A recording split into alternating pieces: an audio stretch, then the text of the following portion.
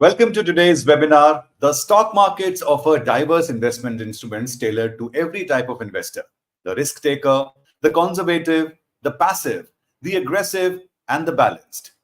Among these, thematic investments stand out as a powerful tool, traditionally appealing to the well informed and sophisticated investor.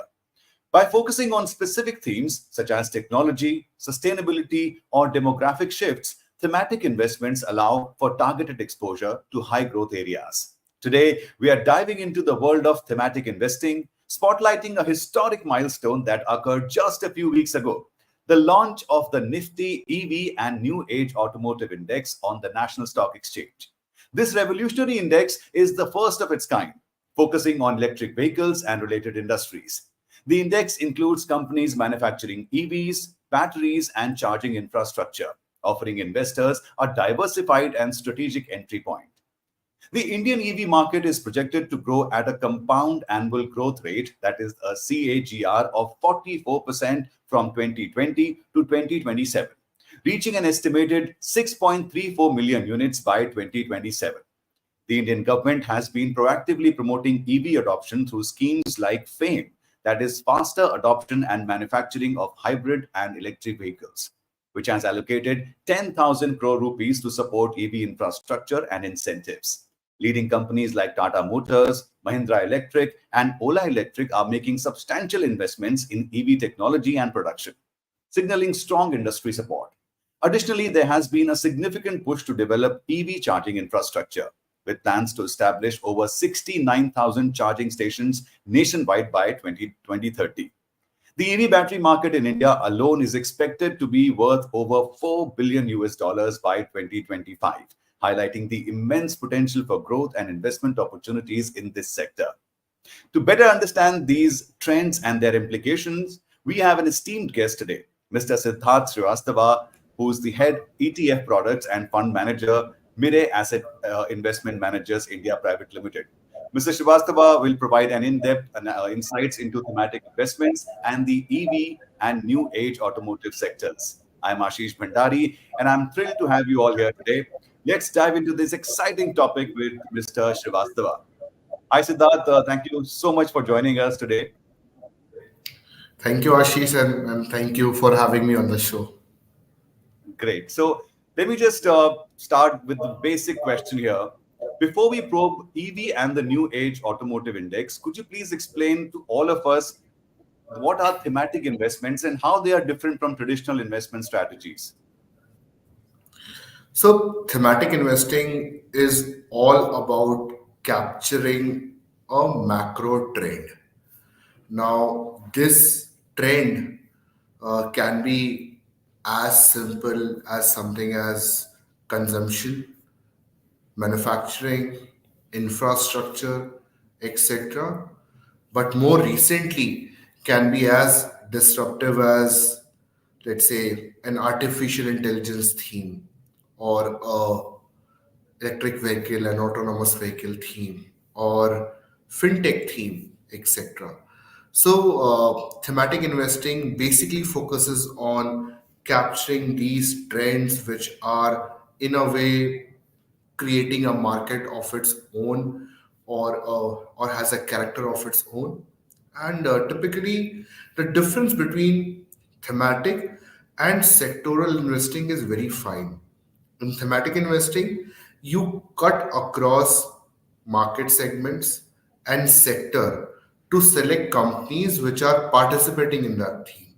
For example, let's say an auto ETF will only consist of companies which are four wheelers, two wheelers, auto component providers, etc. Whereas manufacturing theme will consist of companies from capital goods, from healthcare, from automobile manufacturers, from consumer durables, etc. So theme cuts across sectors, market cap segments, and pick out companies which are sorts of part of the macro trend or a trend which you want to capture. Well, thank you so much, Siddharth. My next question is very simple again. What, according to you, are the key benefits of thematic investments for individual and institutional investors?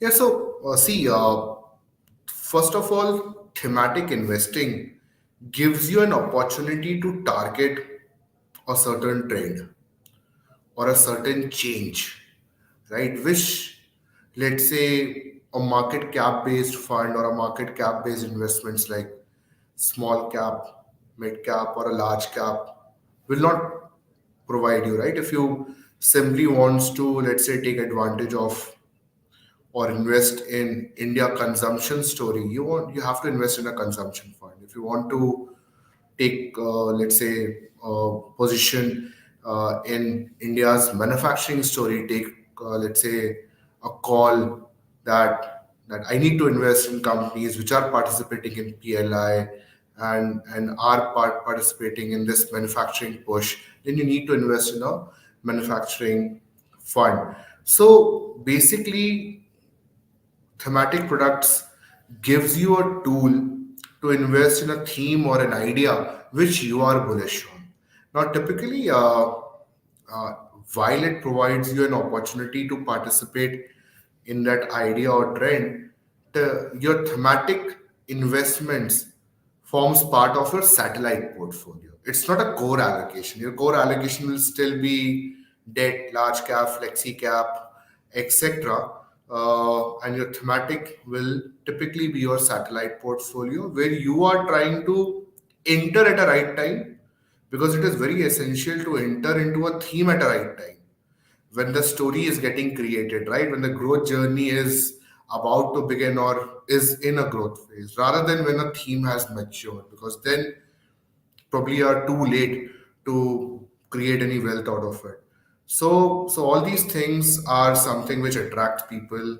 They it allows them to take those calls in those theme, and you'll be very surprised, Ashish, that because of this reason, thematic investing actually became very popular globally, because globally people saw trends like AI, trends like EV, trends like fintech, in within healthcare, genomic, etc. And these trends are very disruptive trends, right? And if you're able to time your investments well, you might actually see a good wealth creation by participating in these products. Siddharth, I want to ask about the performance measurement here. So, if we talk about what performance metrics and indicators should investors use to evaluate the success and potential of thematic investment funds as compared to your traditional equity or index funds? Hmm. That's in fact a tricky question. So see, I think there are two sides to it. One, obviously, you are investing in a theme because you want to create or you are targeting alpha over a typical market cap based investing, right? If anybody is investing in an EV fund right now or a manufacturing fund right now, he or she is seeking an alpha over a Nifty 50 or a broad market cap based product, right? Uh, so I think the straightforward uh, check should be that how much alpha am I able to generate. But it becomes tricky when you are trying to invest in a theme, right? Because if a theme is old and already it has created returns, and maybe you are too late, so you also need to identify at what stage a particular theme is, right? For example, a fintech theme in a country like China or a developed market may already have taken place, right? So probably you are a bit late there.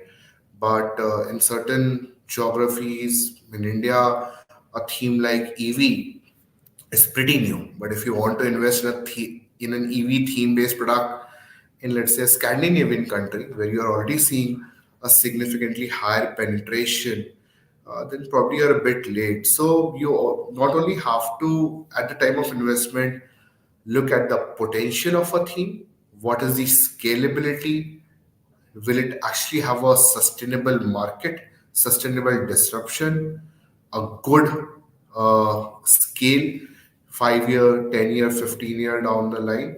And are you at a right time when theme growth is still left, and then decide to invest in it? Once you have invested in it, I think after it, you basically have to look at returns, because I think that's the sole reason why anyone is investing in a thematic product, because he or she wants to generate a higher return than a simple broad based product. Well, talking about tricky questions, I have another one for you. Since you did mention the right timing, the right time, I want to ask you, in the context of thematic investing, how critical is market timing, and what strategies can investors use to identify the right entry and exit points of their investments? No, see, that's a great question, and that is what makes thematic investing not suitable for everyone. Because first, you need to have a higher risk appetite to invest in thematic products, because they have higher risk profile. They will have higher risk than broad-based products. They may or may not have higher risk than sectoral product. Depends on the diversification which a theme has, right? An AI product is solely focused on tech, but a manufacturing theme can be cutting across sectors, and you might have a much wider representation across the ecosystem and the value chain. So that is something which people should, in a way, look at while they are looking at a theme. First point. Second, from a timing point of view, it's very subjective, to be honest, right? In US, we launched Mirae Asset launched lithium and battery tech ETF around 12 years back. We launched EV fund in US, I think more than around 6 years back or so, and it has delivered good returns. Lithium as a story delivered very good returns in initial phases, but in last 1 2 years it has struggled, because lithium, from a demand point of view, China has not done really well. US is also struggling from an inflation point of view. So there are multiple reasons why lithium now as a theme hasn't done well in last 2 years. A lot of growth happened in initial 7 8 years. We hope while that lithium story will continue, but I'm just telling that all these stories have a right entry point, and that is where the investor sorts of skill comes. Now, when we launched manufacturing fund, I think around 2 years back or so, it was right at the start when government was coming out with PLI schemes and awarding PLI, and started focusing on Atmanirbhar Bharat, started focusing on defense companies, capital goods, etc. And we felt that it was the right time for India to increase the manufacturing contribution from 15% to a 20% plus, and start competing with manufacturing economies like China, etc. Now, same here also. In case of EV, the penetration is too low, right? So I'll ask few questions. Is the theme scalable? Answer is yes. Is a theme a macro trend? I think the answer is yes. Is a theme anywhere close to the penetration which it should have in terms of market share? Answer is no. Is it at a starting point? Answer is yes. Am I seeing more than enough players who are going to participate in this tier? And am I going to be able to create a portfolio which do justice with this theme? Answer is yes. So we ask all these questions, and if answers are in favor of entering into a theme, and that is when you enter into a theme. There's no, let's say, a rule that we look at a PE ratio and say that, oh, market is undervalued by 20 30%, and this is a great time to invest. For theme, you are betting on future, especially these disruptive technologies, right? For example, we are going to talk about EV, but EV, I might say that there might be a 30% market share by 2030, but it might be 40 also, it might be 25 also, right? Depending on how quickly the ecosystem evolves. So that is one obviously subjective uh, call which an investor will have to take. And if you ask right enough number of right questions, you'll probably get a right answer whether I should invest in this theme or not. Great. Talking about the ecosystem, Siddharth, the next question is again because we have started talking about this new thing and people are really intrigued now. So, what do you think is the current market potential for EV and the new age automotive sectors in India, and how do you see it evolving in the next 5 to 10 years? So, see, in India, we have the luxury of seeing what has happened globally and take certain cues from that.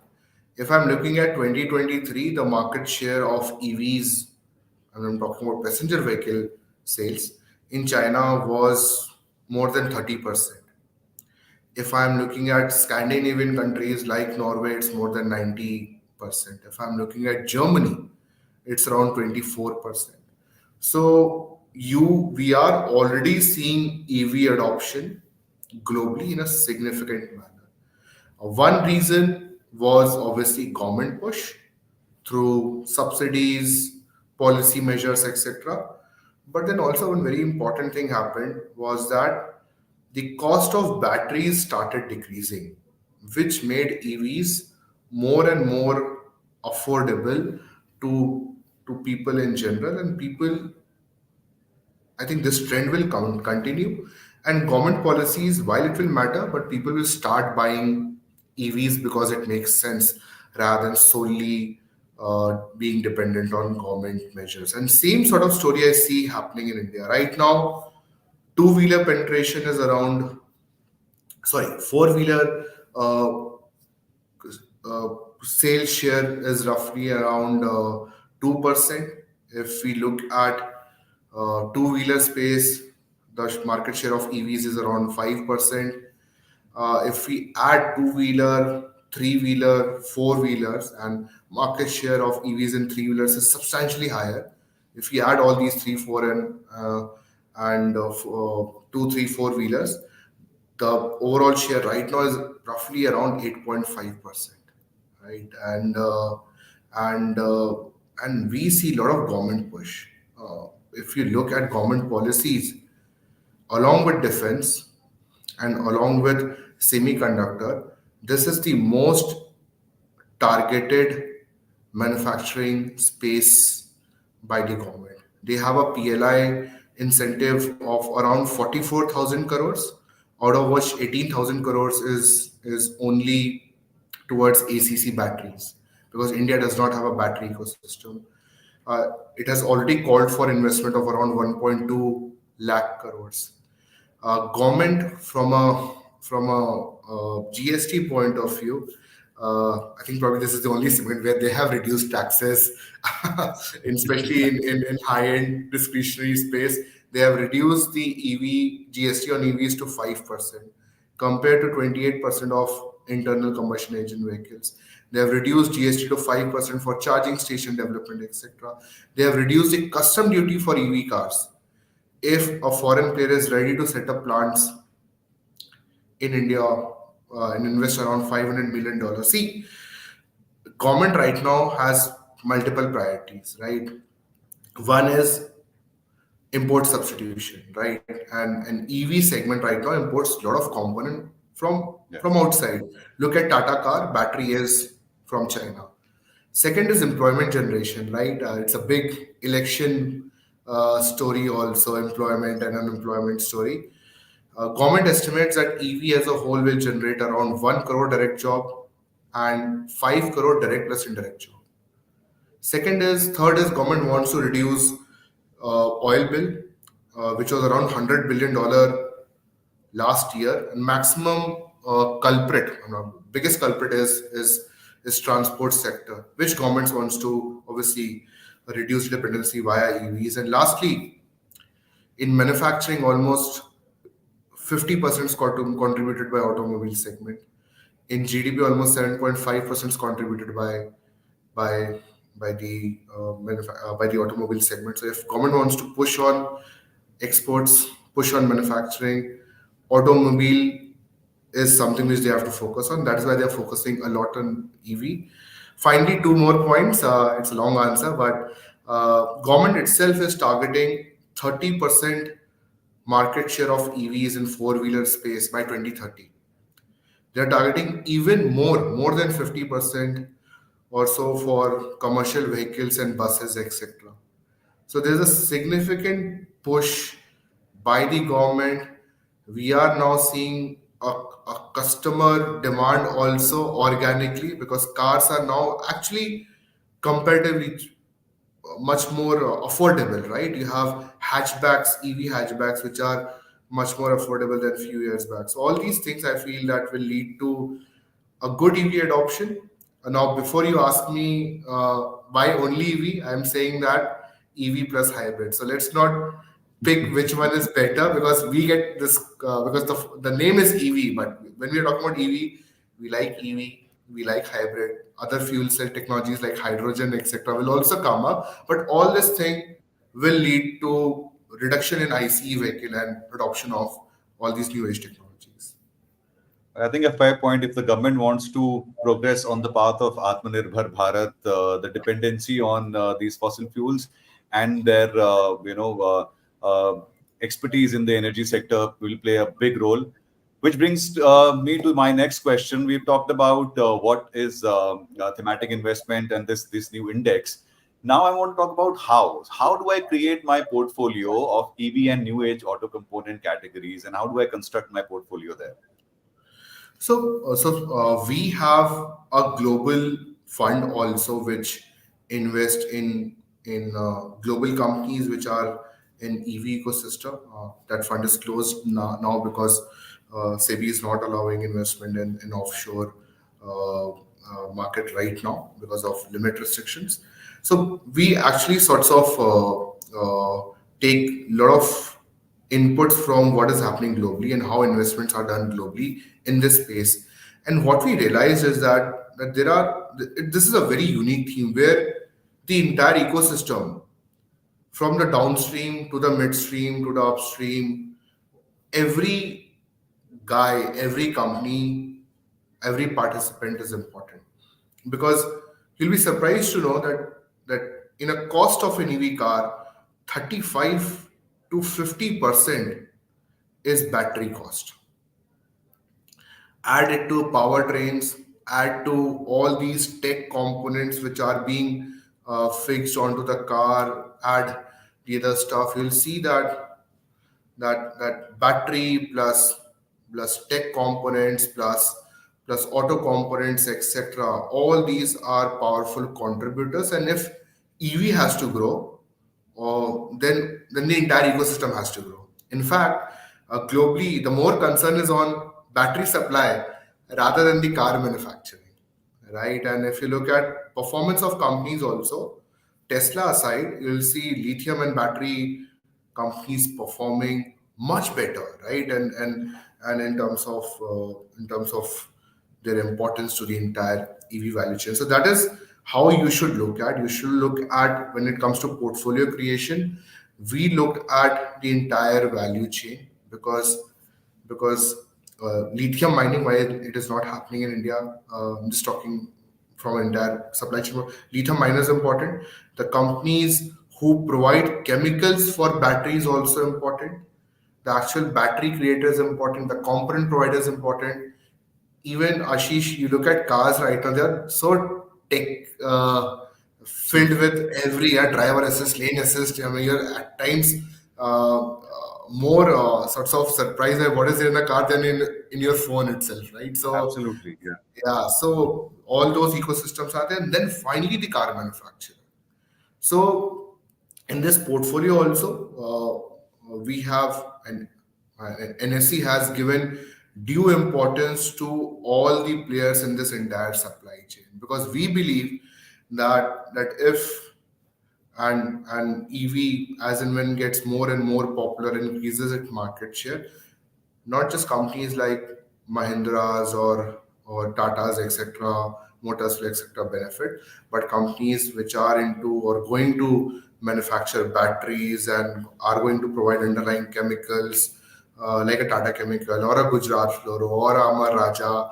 All those are also an important component to this entire EV story. So if you want to create a EV portfolio, look at the entire ecosystem, right? And you can just simply look at companies who are participating in PLI and FAME, and you'll see a lot of these key players, and that's one reason why government is allocating an 18,000 crore PLI just for ACC batteries. Well, Siddharth, we've talked about the immense potential that this sector has and the government push and all these things. But I want to bring you back to one thing that we keep hearing very often, all of us, which is investments are subject to market risks. Which brings me to my next question: that what are the main risks associated with investing in thematic sectors like EV and the new age automotive, and how can investors mitigate these risks? So see, I think in a way we have already touched upon it that the biggest risk is that you are investing in a theme, so you better be investing at a right time when a lot of growth journey is left, right? And you should stay invested till you are seeing that growth, right? Because one thing you should realize is that you are investing in a value chain or in an entire supply chain from a downstream player to an upstream player, etc. And this value chain will have its own set of risk uh, compared to, let's say, a broad market based product, which will be, let's say, a bit more from a behavior point of view, like a market is. Whereas this can behave in a very different manner, right? So, for example, let's say out of this entire ecosystem, tomorrow lithium batteries, let's say 5 years down the line, lithium batteries become less popular and hydrogen fuel cell battery becomes more popular. So your portfolio should be flexible enough to absorb that change, do that change. But yeah, that can be a change which can be very different and can have a more impact on a portfolio and not at all matter for a broad market based fund like a large cap fund or a mid cap fund. So always be conscious that you are investing in a story, in a trend, in a value chain, which can behave in a completely different manner, has its own set of risk, etc. And the best way to mitigate is what I have realized is to invest in a diversified product when it comes to a theme. Because one thing which I feel is when you're investing in a theme, you should actually try to target to get returns which are associated with the theme and not try to outperform the theme. Because what I've seen is, and we have a global AI product and an EV product, and I've seen a lot of such products globally also from performance point of view. If you're investing in an entire ecosystem in a diversified manner, you generate returns somewhat which a theme as a whole is generating. But if you try to act a bit smart and pick out certain auto manufacturers, certain players on in this and that segment, you add a layer of risk additionally, because then within a theme you are punting on certain stocks itself which can go haywire. Because in a theme which is emerging, you don't know at the end of the 5 year or 10 year who is going to be a largest EV player or who is going to be a largest battery manufacturer or a autonomous component provider, tech provider, etc. So I feel that if you want to reduce risk in thematic investing, you should look at a diversified product which is true to the label, rather than investing in a focused product which is, let's say, investing in too few stocks and then thereby creating an additional layer of risk itself. Well, Siddharth, you did mention government intervention and the government's intent to promote this particular sector and what the future holds for us. Which brings me to my next question: that how do the government policies and incentives, such as the FAME that I mentioned in my introduction, the FAME scheme, impact the growth and attractiveness of the EV sector for all the investors?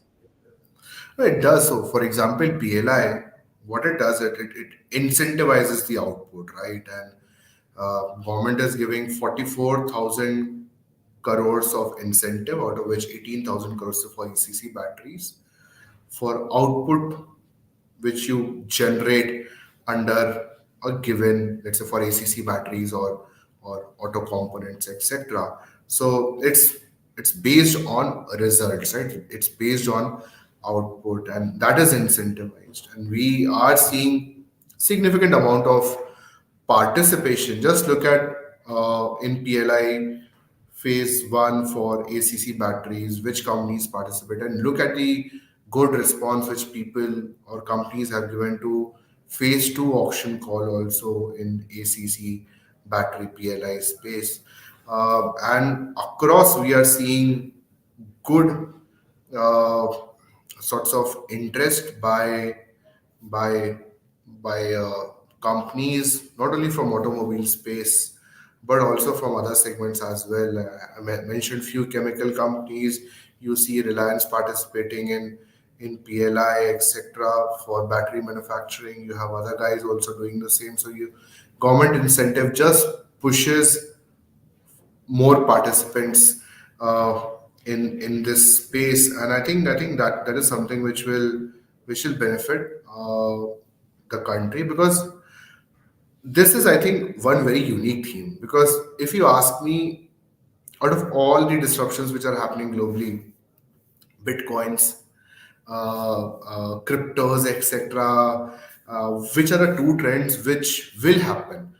I think probably, or rather, from a scalability point of view, will happen. I'll probably right now say EVs and AI, right? Because that the only thing which will differ is the pace of adoption rather than the adoption in itself, right? And that's an interesting thing, because see, technology still is at an initial phase. I think some person was asking me about the entire battery cost and emissions which are there with lithium mining and etc., and how efficient the batteries are, the life, etc. I mean, we should just imagine that 15 years back, how inefficient our mobile phones were, or how slow and inefficient our desktops were. So technology, when it starts improving, it improves at a colossal pace. And I think that's the right time to do an investment, because that is when you start seeing results at a rapid pace, which we, for example, AI in last 2 years, just see the space at which it has evolved, right? True. All right, Siddharth. So before I let you go, I want you to talk a little bit more about the significance of the Nifty India EV Index and how it benefits investors looking to gain exposure towards the EV market. Yeah. So it's a very, I think, powerful portfolio which NSE has created. They have looked at the entire value chain.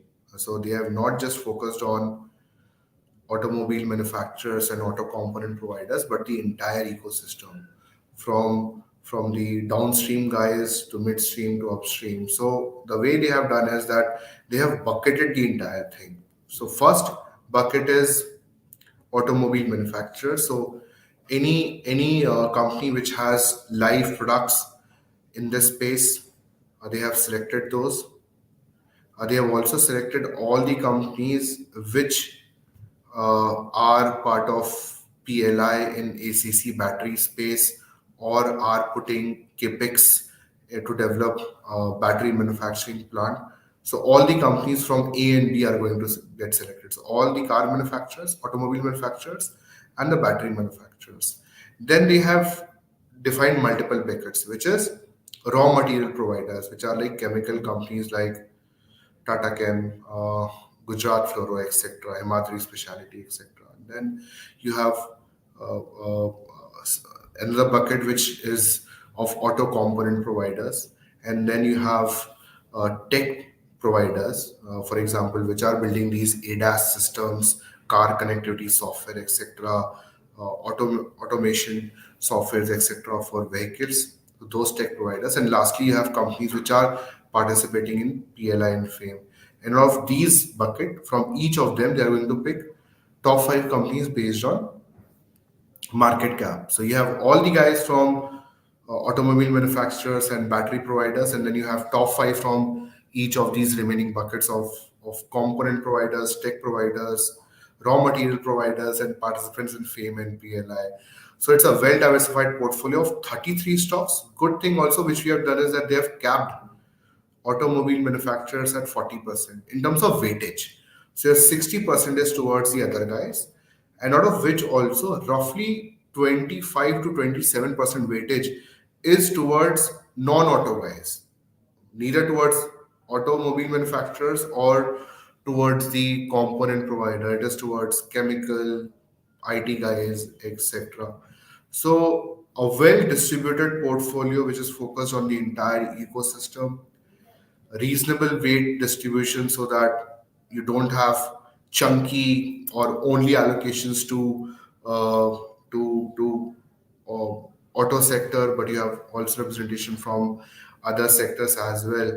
And they will keep on reviewing it. So as and when more companies get listed or get PLI or participate in FAME, they will keep on reviewing the portfolio and adding more companies if needed. So as I was mentioning, it's a diversified portfolio looking at the value chain, and I think it's a good approach. While in India lacks a traditional player, that is also one question which we get a lot.